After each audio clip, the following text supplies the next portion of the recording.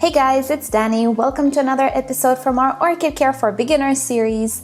It is Phalaenopsis season in my area. They're all starting to bloom, so we're gonna focus on Phalaenopsis for a little while. Today, I wanna highlight some practices that many beginners think are good for their orchids, but in fact, they are not. These are actually very common beginner mistakes, so I hope this video will be helpful, and in the end, your orchids will be full of flowers year after year. Today's video, together with this entire series, is sponsored by Repotme.com, who offers you everything you could possibly need to properly take care of your orchid, from potting mixes to pots, fertilizers, accessories, and many more things. And not only orchids, but also other houseplants as well, such as cacti and succulents. So I'll link you to their website down below. Feel free to check them out at any time. Also, I will share with you the products that I personally really like. So with that said, it is time to start. Got my trusty list here. P.S. Just so you know, the orchids that I will share with you today, most of them are no IDs. I have no name for these orchids. They're just normal flower shop Phalaenopsis. Nothing quote-unquote special, but with good care, you can get a truly special display. Common mistake number 1, watering your orchids with ice. Yes, I know that some tags on some of these orchids will tell you to put ice on your orchid, but then again, there are a lot of brands out there who tell us to consume their products, which we know they're very unhealthy. In my opinion, this falls in the same category. I believe it's just a little bit of a marketing motto just to make you think that orchids are very easy to care for, as easy as putting some ice on them and you should be just fine. You don't need anything else.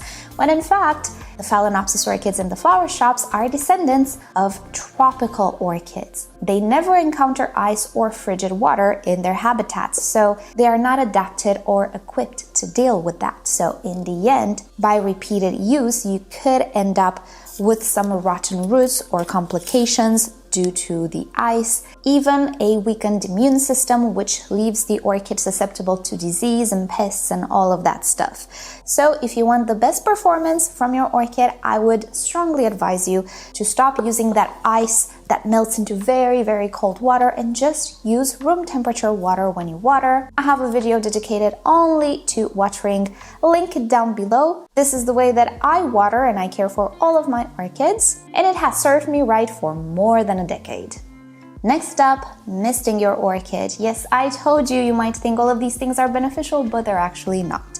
Now, see, in cultivation, we grow these orchids very differently than how they would naturally grow. First of all, we keep them upright in pots because it makes it very easy for us to water them, to display them. It's much more convenient this way. Well, this from the get-go obliterates one of the adaptations of these orchids to withstand crown rot and stem rot in nature, and this is their actual growth habit, which is rather tilted like such. Now, this is a species, I still display it in a pot, but you can see how much it tilted. Imagine in nature, they would grow on a tree and they would tilt just like this. Well, the water would not accumulate in the crowns or in the joints in between the leaves. It will just run down the leaves.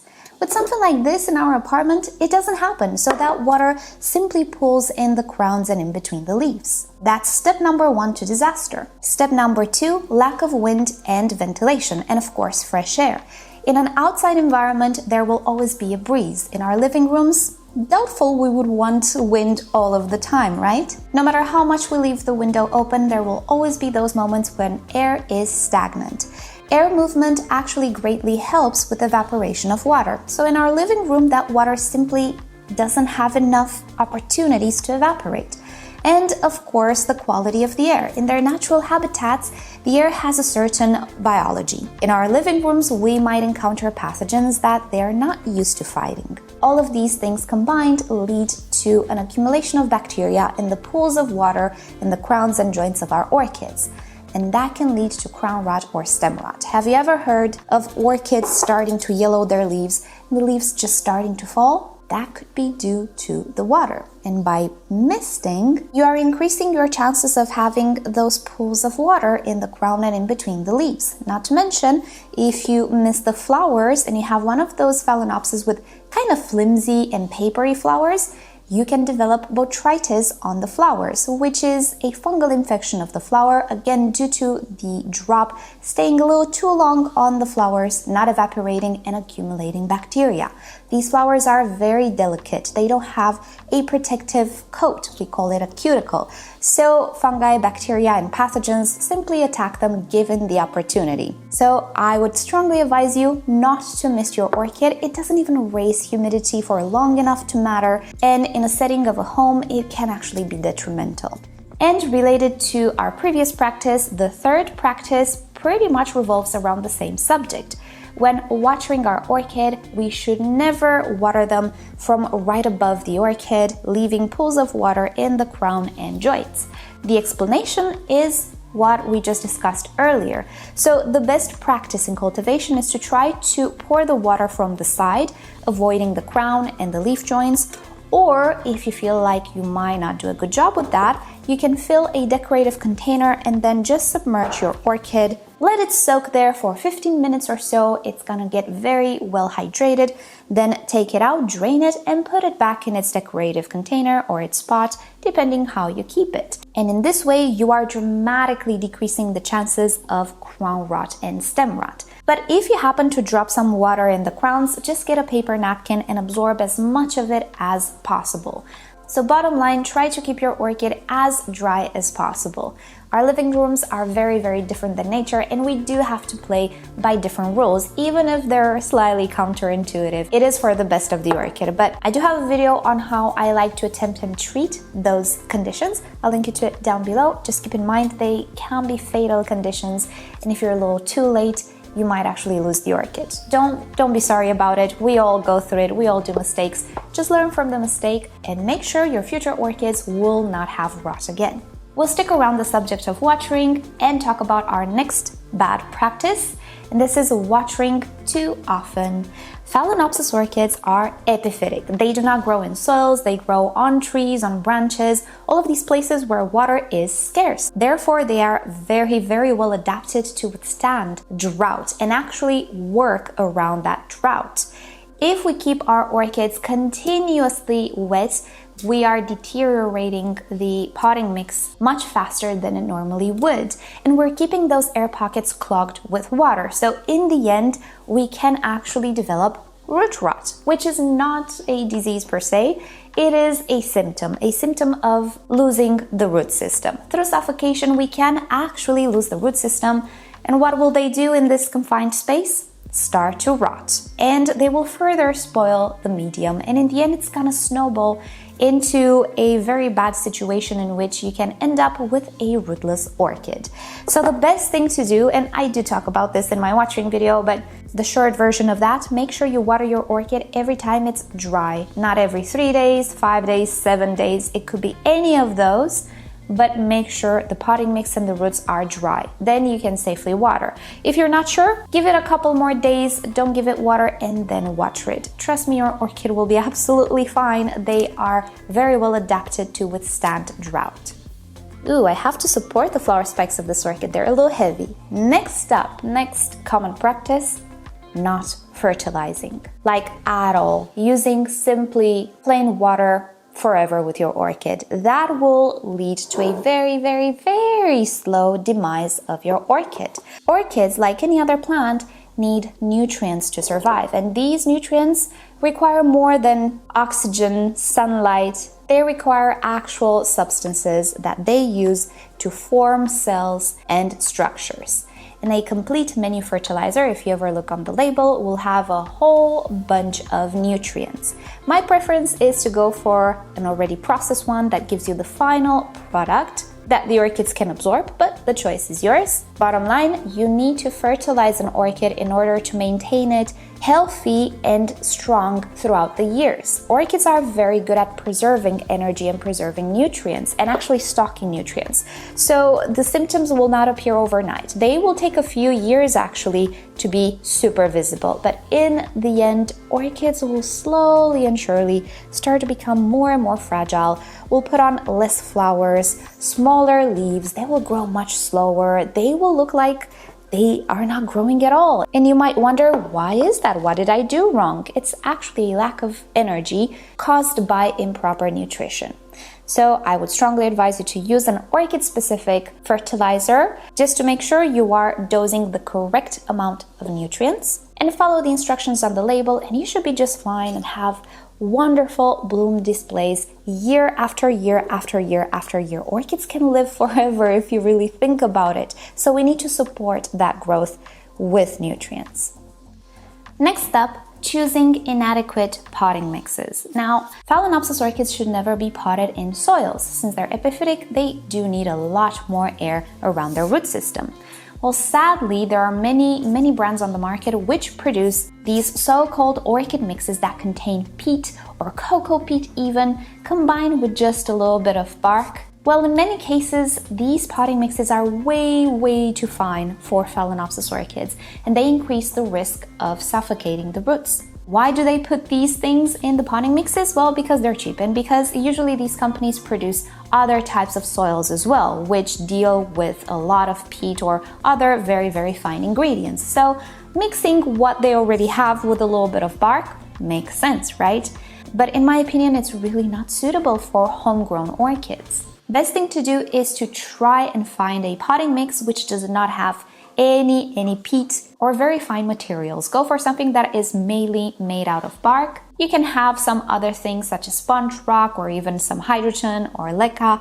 Everything should be very airy. If you cannot find any potting mix on the market specifically made for orchids that is suitable, then try to find simple bark chips. These are the best potting mixes or potting materials for beginner orchid growers. They offer a lot of aeration, and even though, yes, sometimes they might mean you need to water a little bit more frequent, it's always better to have an orchid be more airy than suffocated and soggy all over the time.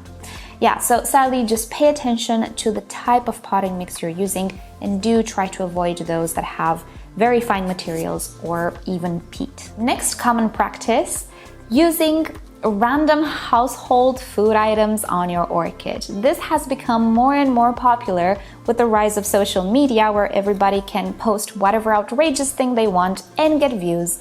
Well, I cannot tell you the amount of comments that I get saying that they put banana peels or something in the potting mix, and oh my goodness, the mold is getting out of hand. Food items belong in a compost pile. If you have such a thing, great. Use all of the food scraps you have, because they will undergo the proper breaking down processes in order to become food for plants.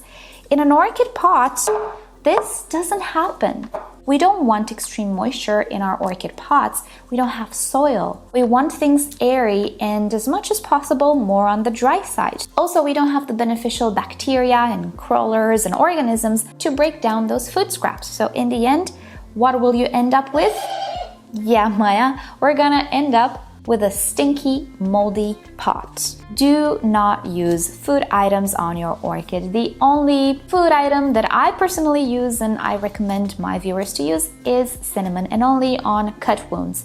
Not in the pot, not to spray the orchid, not to feed the orchid in any way. Those food scraps are not processed enough, naturally processed enough to break down into chemical substances the orchids are able to pick up. They need to undergo these processes. That's why they're put in a compost pile, to naturally undergo the processes in nature.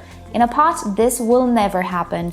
So it is really best for you to just use the proper orchid fertilizers. Do try to stay away of food items being put on your orchid, even on the leaves.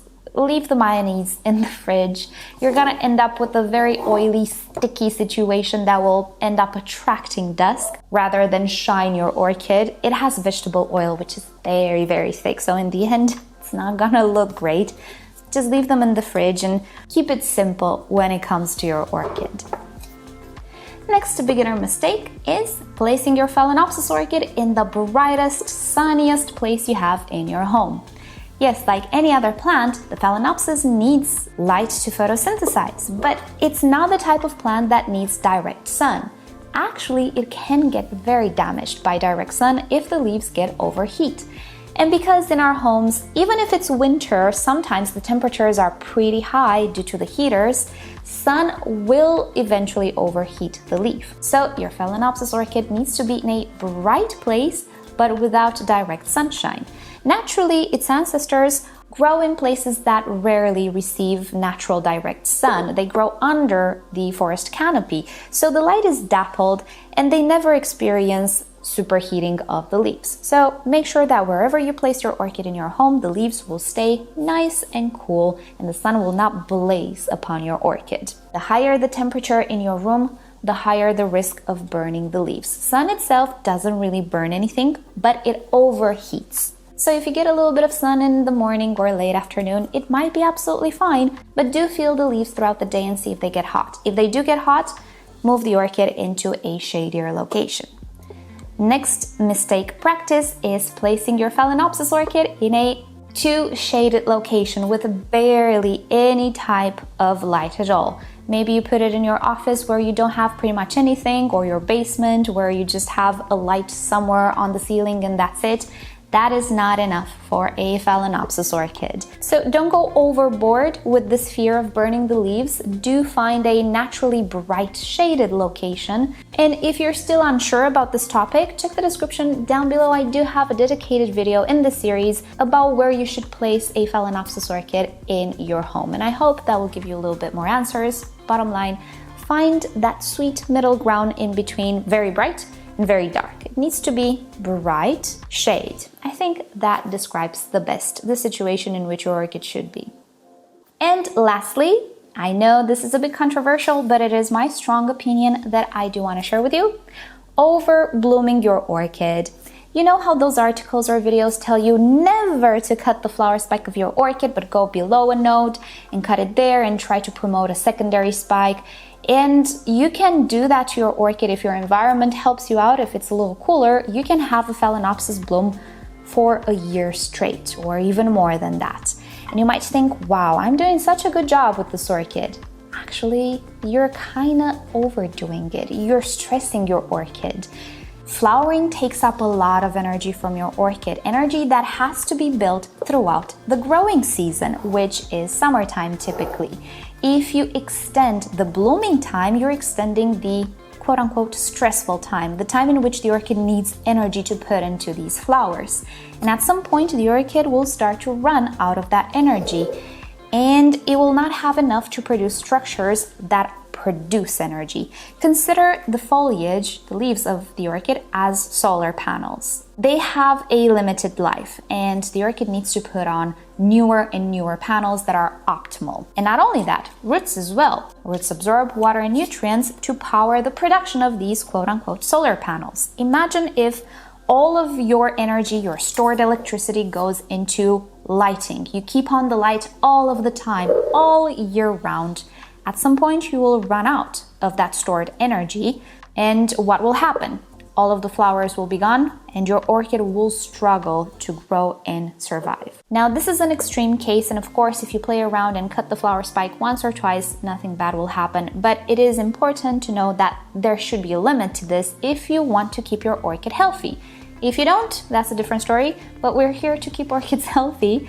So my approach is a little bit harsher than that. When summer comes around, I cut all of the flower spike to the base, leaving no opportunity for my orchid to rebloom ever on secondary spikes from those primary spikes, and let it focus on producing new leaves and new roots. And then in the autumn and winter, it starts to produce another flower spike.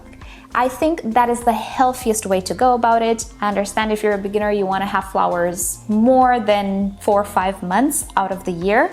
You can play around. I think it's fun, but at some point, do consider the health of your orchid as well and know when to stop. There is such a thing as a balance. Flowers are consumers of energy, leaves are givers of energy, and roots as well, because they power the entire orchid. So strike a balance with your orchid if you want to have it in good condition and blooming year after year, more beautiful than the previous year. Balance, in my opinion, is always the key to success in orchid growing, and that's what I like to promote here on this channel. Not blooms over blooms all of the time, because that's what orchids are meant to do. No, they're meant to survive first and foremost and grow properly, and then reward us with this beautiful bloom show. So that is about it for today. Stay tuned for our next episode next month when we're gonna talk about maximizing the inflorescence of our orchids, how to get the most amount of flowers on your orchid. It was important to address today's subject as well, because the less stressed your orchid is, the more flowers it will put on a initial show. Thank you Repot Me for sponsoring yet another episode of the series. And with that said, I hope you'll have a great day. I'll see you next time. Bye.